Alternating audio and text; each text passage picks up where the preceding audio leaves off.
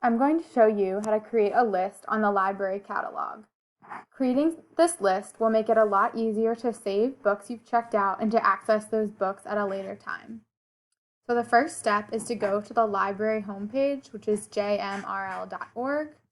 And then once you're here, you put your mouse over the catalog button and then click on the first option that comes up, Find It, JMRL's new catalog.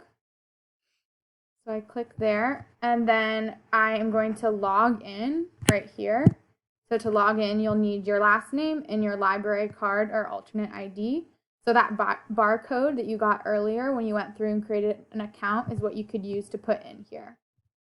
And I'm going to click login.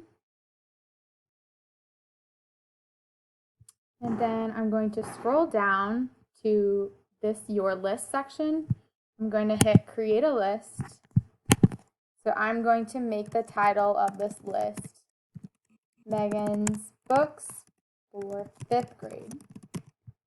And then I'll keep it at private, and I'll click Save. And then you have your list, and that is it. You're all done.